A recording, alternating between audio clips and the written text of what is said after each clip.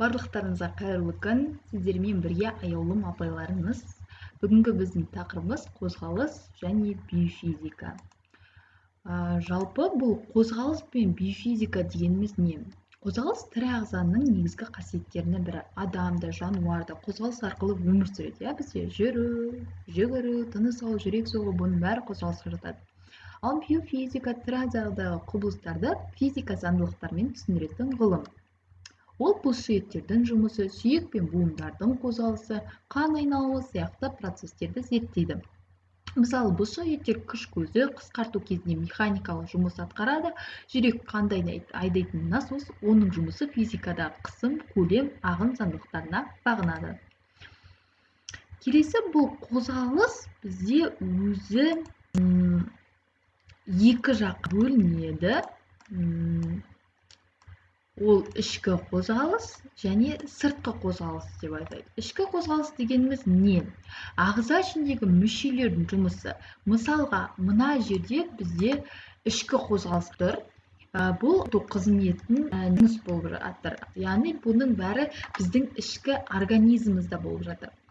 Ал мына жерде дененің кеңістігін орын ауыстыруы, мысалға, жүгіргені, секіргені, жүргені, бұның бәрі бізде сыртқы қозғалысқа жатып тұр. Келесі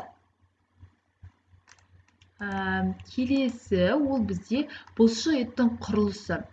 Біздің негізгі бұлшық етіміз ол өзі микрофибриллалардан тұрады, ішкі құрылысы. Микрофибрилланың ішінде миозин және актин деген екі жіпшесі болады. Осы екі жіпшеден кейін бізде тропонин мен тропомиозин деген заттарымыз болады. Ол жерден тропонин мен тропомиозин деген заттардан бізде кальций иондары ашылып, осы актин мен миозин екеуі қосылады. Бұл жерде олар немен қапталады? Бұлшық ет негізгі сырты дәнекер ұлпасымен қапталады екен. Яғни, бұл бұлшық еттің біздегі ішкі құрылысы болып саналады. Келесі, бұлшық ет өзі бізде үшке бөлінеді. Қаңқа бұлшық еті, жүрек бұлшық еті, бірыңғай салалы бұлшық ет. Қаңқа бұлшық еті ол сүйектерге бекініп орналасады. Мынау суреттегі бізде қаңқа бұлшық еті. Ол адамның еркіне бағынады, яғни жылдам жиырылады. Мысалға, менің қолым жиырылғысы келіп тұрса, ол жиырылады. Мысалға, ол жазылғысы келіп тұрса, жазылады. Оның бәрі жаңағы менің еркіме бағынып тұрады. Ал мына жерде екінші ол бізде бірыңғай салалы бұлшық ет. Бұл енді ішкі, мысалға, және айтып тұрмыз ғой, қан тамыр, асқазан, бұның бәрі ішкі мүшелеріміз. Бұлар баяу қозғалады. Олар бізге, мысалға, бағынбайды. Оларға мынау үшінші суретіміз жатады, ішкі бірыңғай салалы бұлшық етке. Жүрек бұлшық еті негізі бізде ол бізде бірыңғай, өзі бөлек әлем бұл.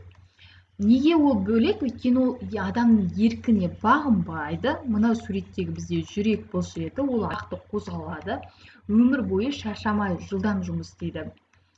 Өйткені бұл неге жаңағы бірыңғай салалы бұлшық етте жатып тұр десек, өйткені бұл жерде бірыңғай салалы бұлшық ет ол адамның еркіне бағынбайды.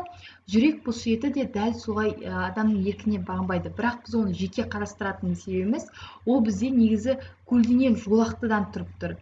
Көлденең жолақты ол бізде қаңқа бұлшық еттер жатады негізі. Бірақ олар адамның еркіне бағынады. Ал мұнда бір жолғы бірыңғай салалы бұлшық еттер. Бірақ бұлар адамның еркіне бағынбайды. Сол себепті біз мына жердегі жүрек бұлшық етін бөлек бұлшық ет деп қарастырады екенбіз. Сондықтан да біз оны үшке бөлеміз. Келесі